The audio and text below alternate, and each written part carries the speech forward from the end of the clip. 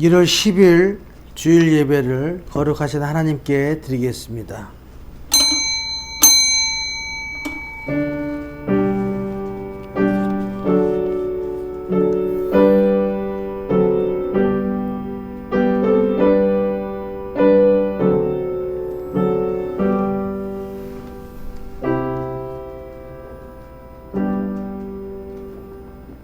여러 나라의 종족들아, 영광과 권능을 여호와께 돌릴지어다. 여호와께 돌릴지어다. 여호와의 이름에 합당한 영광을 그에게 돌릴지어다. 재물을 들고 그 앞에 들어갈지어다.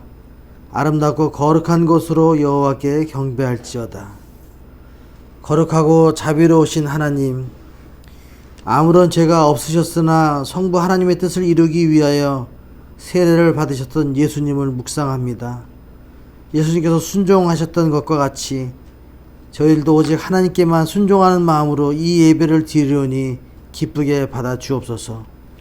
참 마음으로 예배하는 저희들의 몸과 마음을 맑은 물로 씻어주시고 하나님 앞에 합당한 예배자로 서게 주님 인도해 주옵소서.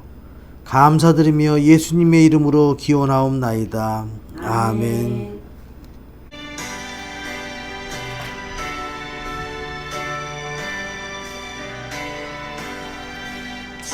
찬송하는 소리 있어 사랑 기뻐하도다. 하늘 아버지의 이름 거룩하도다. 세상 사람 찬양하자. 거룩하신 하나님께 할렐루야 할렐루야 할렐루야 아멘 아멘. 성시교독은 교독문 17번 시편 29편 말씀입니다. 너희 권능 있는 자들아, 영광과 능력을 여호와께 돌리고 돌릴지어다. 여호와께 그의 이름에 합당한 영광을 돌리며 거룩한 옷을 입고 여호와께 예배할지어다. 여호와의 소리가 물 위에 있도다. 영광의 하나님이 우레소리를 내시니 여호와는 많은 물 위에 계시도다. 여호와의 소리가 힘 있으며 여호와의 소리가 위엄차도다. 여호와의 소리가 백향목을 꺾으시며 여호와께서 레바논 백향목을 꺾어 부수시도다. 그 나무를 송아지같이 뛰게 하시며 레바논과 시련으로 들송아지같이 뛰게 하시도다. 여호와의 소리가 화염을 가르시도다. 여호와의 소리가 광야를 진동하시며 여호와께서 가데스 광야를 진동시키시도다. 여호와의 소리가 암사슴을 낙태하게 하시고 살림을 맑게 벗기시니 그의 성전에서 그의 모든 것들이 말하기를 영광이라 하도다. 여호와께서 홍수 때에 자정하셨으며 여호와께서 영원하도록 왕으로 자정하시도다. 여호와께서 자기 백성에게 힘을 주시며 여호와께서 자기 백성에게 평강의 복을 주시리로다. 아멘. 나는 전능하신 아버지 하나님 천지의 창조주를 믿습니다. 나는 그의 유일하신 아들 우리 주 예수 그리스도를 믿습니다. 그는 성령으로 잉태되어 동정녀 마리아에게서 나시고 본디오 빌라도에게 고난을 받아 십자가에 못 박혀 죽으시고 장사된 지 사흘 만에 죽은 자 가운데서 다시 살아나셨으며 하늘에 오르시어 전능하신 아버지 하나님 우편에 앉아 계시다가 거기로부터 살아있는 자와 죽은 자를 심판하러 오십니다. 나는 성령을 믿으며 거룩한 공교회와 성도의 교제와 죄를 용서받는 것과 몸의 부활과 영생을 믿습니다. 아멘.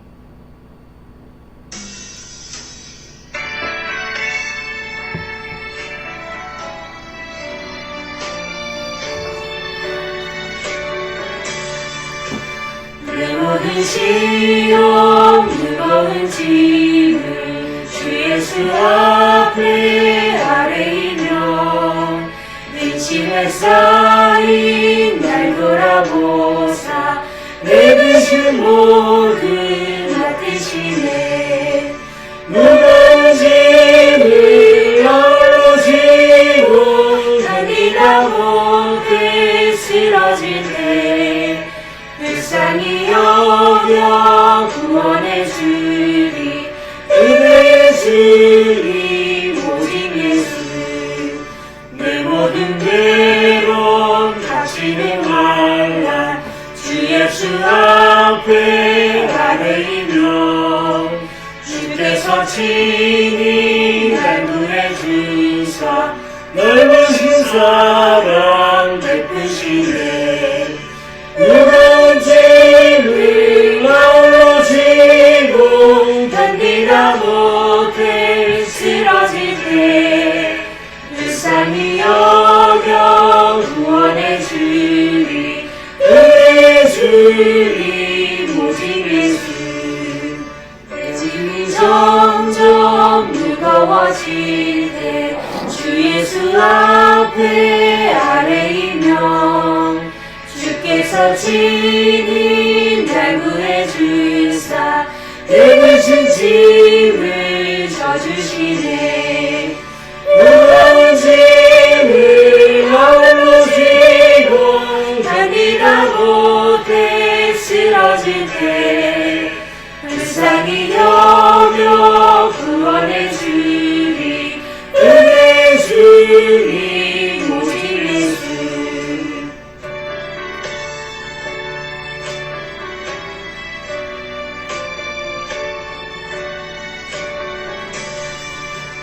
마음의 시험 무서운 죄를 주 예수 앞에 아뢰이며 예수는 나의 능력이 되사 세상을 이길 힘 주시네 무거운 짐을 나홀로 지고 견디다 못해 쓰러질 때 불쌍히 여겨 구원해 주리 은혜 주리 오직 예수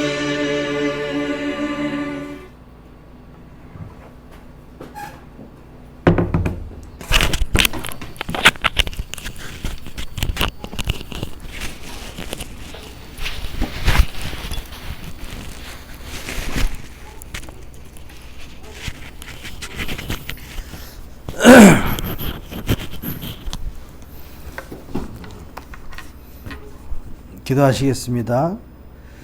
구원의 기쁜 소식을 전하는 일꾼으로 저희를 택해 주신 하나님 아버지, 죄의 멍에를 찌고 죄의 사슬에 매여 사망의 음침한 골짜기에 빠진 저희를 구원하여 구원의 기쁜 소식을 전할 사명자로 불러주신 은혜에 감사를 드립니다.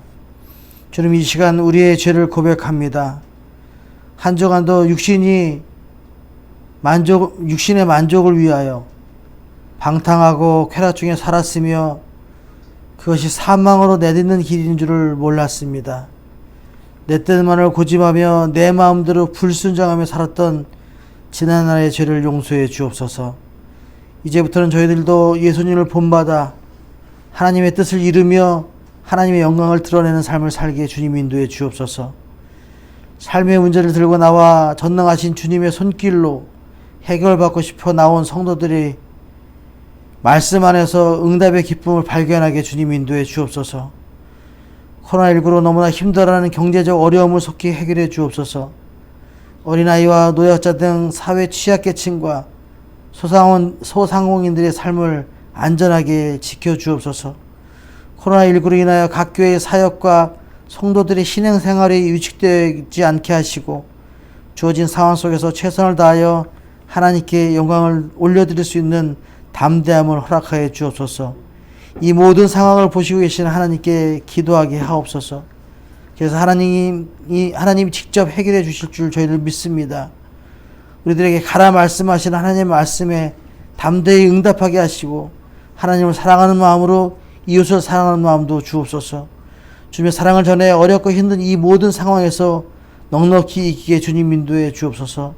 경한 비전교에 속한 모든 이들에게 건강 지켜주옵소서. 불 가운데서 지켜주시고 물 가운데도 건져주옵소서. 추운 날씨 속에서도 우리의 몸과 마음까지도 따뜻하게 해주옵소서. 어서속히 봄이와 모든 것이 회복되어 마음껏 예배하는 그날이 오게 주님 인도해 주옵소서. 오늘 말씀을 나누면서 저희의 모습을 숨겨주셨고 우리들의 마음에 새로운 결단이 일어나게 주님 인도해 주옵소서. 은혜의 시간, 귀한 시간 되게 주님 함께해 주옵소서. 감사드리며 예수님의 이름으로 기도드립니다. 아멘.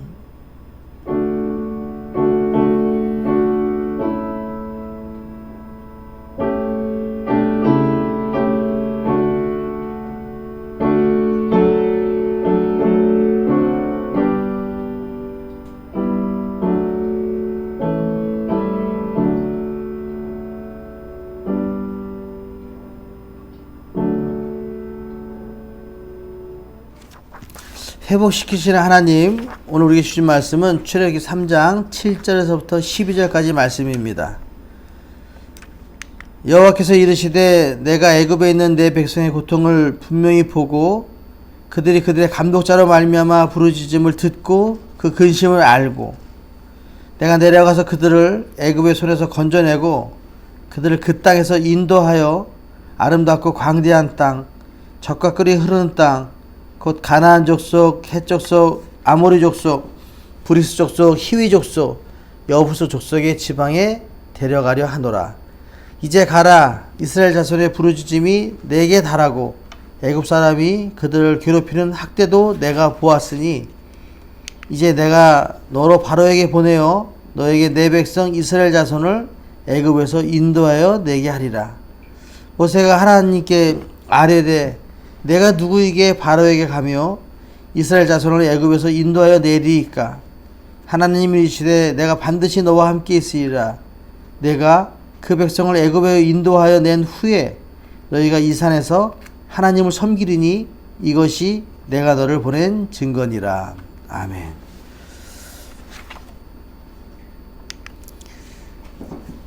할렐루야. 자녀된 우리를 부르시고 지혜와 명철을 더하셔서 하나님 아버지의 뜻을 깨달을 수 있도록 은혜를 베푸시는 하나님께 찬양과 경배를 올려드립니다.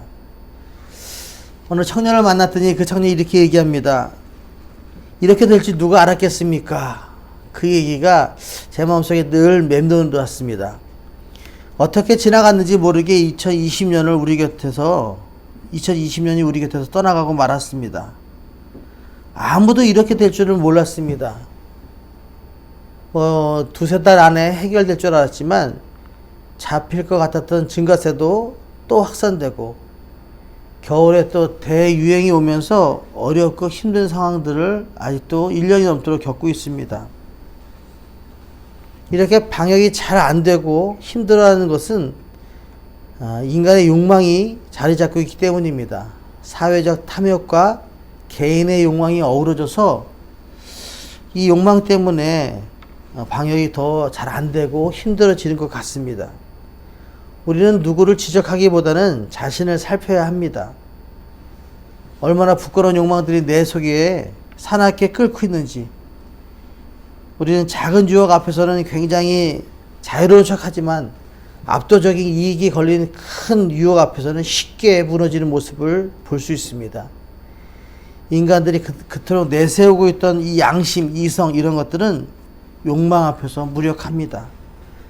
최근 잇따라 들려오는 사회적 추문 속에서 비난을 멈추고 우리 자신을 돌아봐야 됩니다. 나쁜 환경, 나쁜 타이밍 속에서는 누구든지 쉽게 선을 넘어갈 수 있습니다. 세스 스티븐슨 다비드 위치라는 사람이 모두 거짓말을 한다라는 책을 썼습니다. 모두 거짓말을 한다는 이 말 속에 우리들도 포함되어 있는 모습이 정말 안타깝습니다. 인간의 욕망이 얼마나 어둡고 비열한지를 구글 빅데이터로 분석한 결과를 우리에게 알려줍니다. 그가 내린 결론은 우리는 모두 공평하게 엉망진창이다 입니다. 욕망으로 엉망인 우리 모습이 아무런 여과 없이 벌거벗겨진다면 부끄러워 도저히 살 수 없을 것이다 라고 얘기합니다. 그래서 각자 쇼윈도우 하나씩을 가지고 있으면서 적당히 숨기고 포장하면서 살아간다라고 그렇게 지적합니다. 피할 건 피하고 알릴 건 알리는 것이 PR이라고 얘기했는데 그런 시대에 살고 있다라고 이 작가가 얘기합니다. 거기에 최대한 매력적으로 자아를 전시하며 사회적 평판이라는 자원을 획득하기 위해서 경쟁하는 사회가 지금 우리의 시대라라고 그렇게 꼭 집어서 이야기했습니다. 칼럼니스트 이주엽이라는 사람이 삶과 문화에서 이렇게 얘기합니다. 이 사회의 추문들은 밖의 사건이 아니라 실은 일어나지 않는 내 안의 사건일 수도 있다. 추문을 비난하는 건 내가 정의로워서가 아니라 내 안에 어둡고 너절한 욕망을 잠재우려는 다짐이자 경계의 표현이다 라고 표현했습니다. 많은 추문들이 들릴 때 그 사람들을 막 우리가 비난하는 것은 내가 정의로워서가 아니라 내 안에 이 너절한 욕망을 잠재우려고 난 절대 저러지 말아야지 라는 다짐 속에서 그들을 비난하고 경계하기 위해서 비난하는 것이지 내가 결코 정의로워서가 아니라고 분명히 우리의 아픔을 꼬집고 있습니다. 인간의 욕망은 거대한 빙산이며 인간의 이성은 그 위에 아주 조그맣게 떠있는 섬에 불과합니다. 그러니까 욕망은 이만하고 이성은 요만했습니다. 그래서 이성의 욕망을 다스리기 참 어렵고 위태한 일입니다. 절대 장담할 수 없습니다. 그렇다면 이렇게 장담할 수 없는 인생을 살아가는 우리 성도들은 그리스도인답게 어떻게 살아갈 수 있을까요? 이 시대를 본받지 말고 정신을 바짝 차리고 하나님을, 우리의 전능하신 아버지 하나님으로 바라보고 나아갈 때 이 모든 것을 이겨나갈 수 있습니다. 마태복음 6장 33절에 너희는 먼저 그 나라와 그의 일을 구하라. 그리하면 이 모든 것을 너에게 더하시리라 라고 말씀하십니다. 이 말씀을 확실히 붙들고 그 말씀 따라 살아가야 합니다. 그래야 그리스도인의 삶을 살 수 있습니다. 세상의 탐욕과 욕망의 노예로 죄의 종으로 살던 우리를 하나님의 자녀로 살게 하신 주 예수 그리스도를 바라보고 일어나야 할 때가 이때라고 성경 우리에게 말씀하고 계십니다. 지금 우리가 겪는 어려움, 환난과 질고, 여건과 신음을 우리 하나님께서, 우리 아버지께서 보고 계시고 알고 계신다는 겁니다. 또한 우리 교회와 성도들이 이 시기를 어떻게 통과하는지를 보고 계시고 하나님께서 가장 좋은 것으로 갚아주시겠다고 말씀하십니다. 이 어려운 시기를 어떻게 이겨내는지 하나님을 바라볼 때 이 어려운 시기를 이겨낼 수 있습니다. 오늘 본문 말씀 7절에 여호와께서 이르시되 내가 애굽에 있는 내 백성의 고통을 분명히 보고 그들의 감독자로 말미암아 부르짖음을 듣고 그 근심을 알고라고 7절에 표현하고 있습니다. 하나님께서는 이스라엘 백성의 고통을 분명히 보고 근심을 알고 계셨다라고 얘기합니다. 또 9절에 그들을 괴롭히는 학대도 내가 보았다라고 얘기합니다. 하나님께서는 이스라엘 백성들의 고통을 또 근심을 학대를 보고 계실 뿐만 아니라 이 모든 상황을 판단하시면서 해결할 준비를 하고 계신다라고 말씀드릴 수 있습니다. 출애굽기 2장 23절 25절에 여러 해 후에 애굽 왕은 죽었고 이스라엘 자손은 고된 노동으로 말미암아 탄식하며 부르짖으니 그 고된 노동으로 말미암아 부르짖는 소리가 하나님께 상달된지라 라고 말씀하시면서 24절에 하나님의 그들의 고통소리를 들으시고 하나님이 아브라함과 이삭과 야곱에게 세운 그 언약을 기억하사 25절에 하나님이 이스라엘 자손을 보고 돌보시고 하나님이 그들을 기억하셨더라 라고 기록하고 있습니다. 하나님께서는 고통당하고 신음하고 근심하는 사람들을 외면하지 않으십니다. 믿음의 자녀들은 이 사실을 분명히 믿고 확실하게 믿고 하나님만 바라보아야 됩니다. 우리가 어려운 상황을 어떻게 헤쳐나가는지 정확하게 아십니다.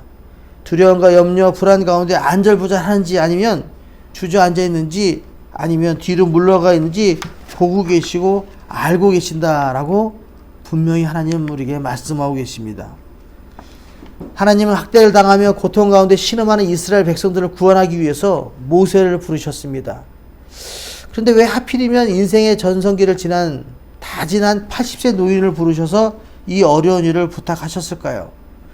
여러 가지 해석이 있을 수 있습니다. 그 중에 한 가지 이유는 전성기를 맞이한 사람을 세우면 모든 일을 자신의 능력이라고 그렇게 어리석은 생각을 드러낼까봐 모세를 택하신 것입니다. 하나님께서는 모든 것이 하나님의 은혜이며 그분의 능력이라고 고백할 수밖에 없는 사람인 모세를 부르시고 택하신 것입니다.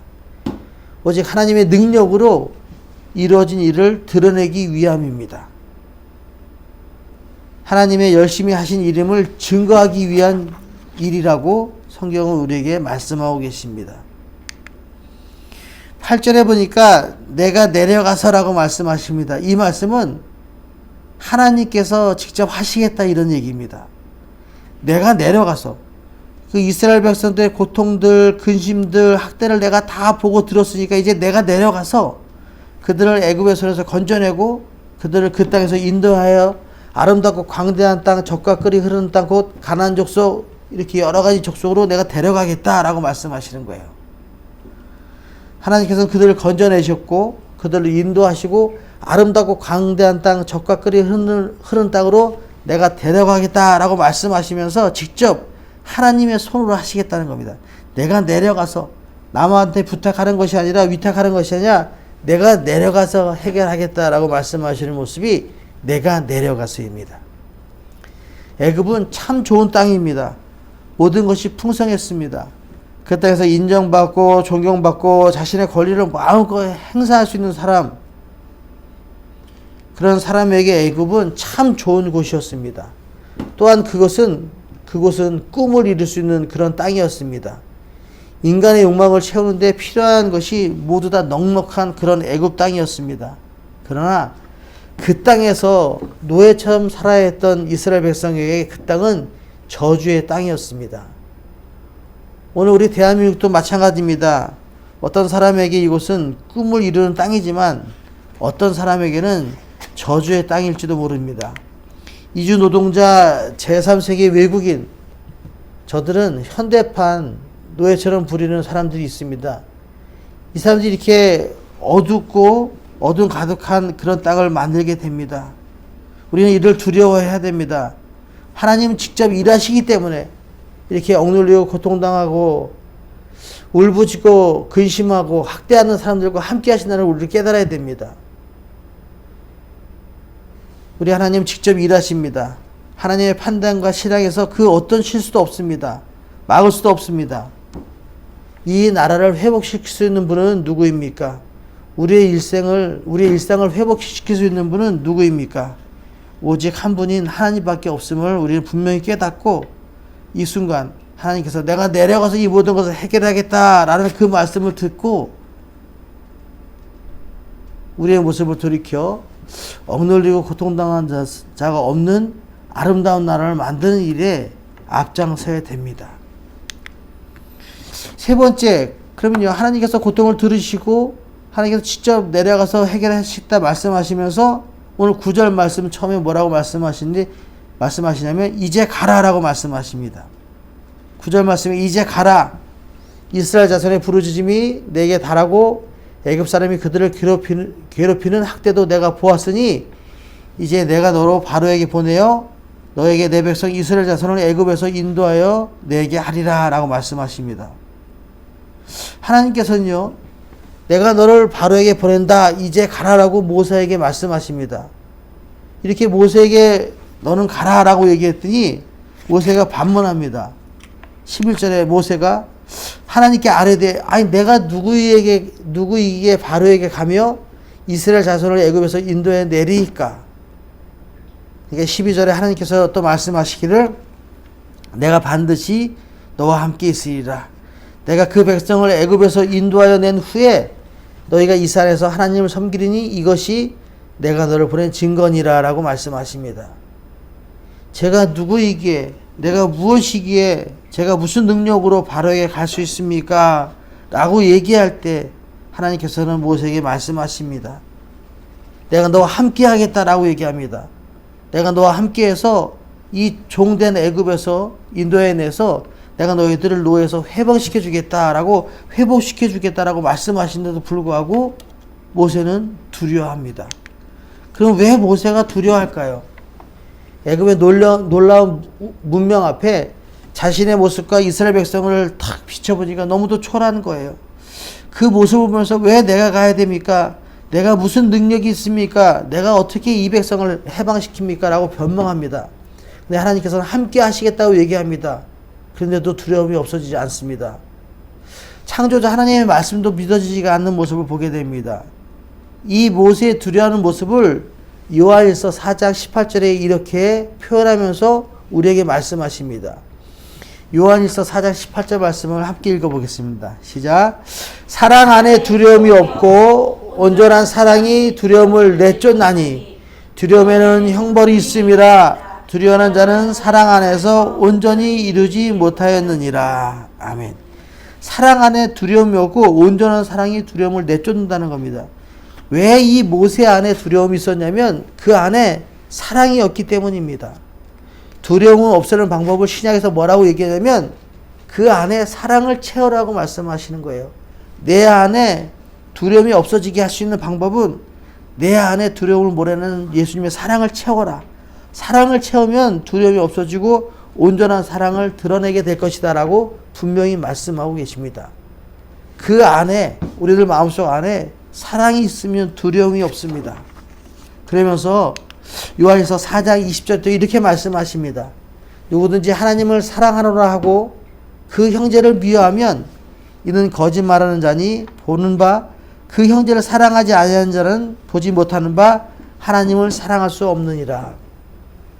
하나님을 사랑한다고 얘기하면서 보이는 형제를 사랑하지 못하면 그건 거짓말이라고 얘기합니다. 앞에서 말씀드린 것처럼 누구나 다 거짓말을 합니다. 우리 예수 믿는 사람들도 하나님을 사랑한다고 얘기하면서 이웃을 사랑하지 못하면 이것은 거짓말입니다. 보이지 않는 하나님을 사랑한다면 보이는 형제를 사랑해야 되는 것이 진정한 사랑임을 하나님은 우리에게 말씀하고 계십니다. 요한복음 3장 16절에 하나님이 세상을 이처럼 사랑하사 독생자를 주셨으니라고 고백합니다. 독생자를 주신 이유는 하나님이 세상을 사랑하셔입니다. 그런즉 믿음, 소망, 사랑 이 세 가지는 항상 있을 것인데 그 중에 제일은 사랑이라고 고린도서 13장 13절에도 말씀하고 계십니다. 이렇게 우리 예수 믿는 사람들은 우리 이렇게 그리스도인의 삶을 한마디로 요약하면 사랑이라고 얘기할 수 있습니다. 이 사랑은 첫째, 하나님은 사랑이시기에 사랑하는 사람은 하나님 안에 있고 하나님은 그 안에 거하십니다. 우리가 이웃을 사랑하고 하나님을 사랑하는 모습은 내 안에 하나님이 계시고 하나님 안에 내가 있기 때문에 그렇습니다. 둘째는 사랑은 두려움을 몰아냅니다. 사랑하고 있다면 주님의 뜻을 따르는 것에 심판에 대한 두려움과 세상이 주는 두려움을 가질 필요가 전혀 없습니다. 내 안에 예수님의 사랑이 있으면 두려움 없이 담대하게 세상을 살아갈 수 있습니다. 셋째, 사랑의 시작은 우리가 한 것이 아니라 하나님이 먼저 하셨습니다. 하나님의 사랑을 받은 우리들이 그 받은 사랑을 전해야 됩니다. 넷째, 하나님을 사랑하는 것과 형제 사랑하는 것은 다르지 않습니다. 똑같습니다. 하나님의 사랑이 먼저고 그 다음에가 이웃사랑, 형제 사랑입니다. 그래서 그리스도인은 사랑을 실천하면서 살아야 됩니다. 이것이 우리가 살아갈 인생의 목표입니다. 그런데 이 목표가 부담스러운 것이 아니라 기쁨이 되어야 됩니다.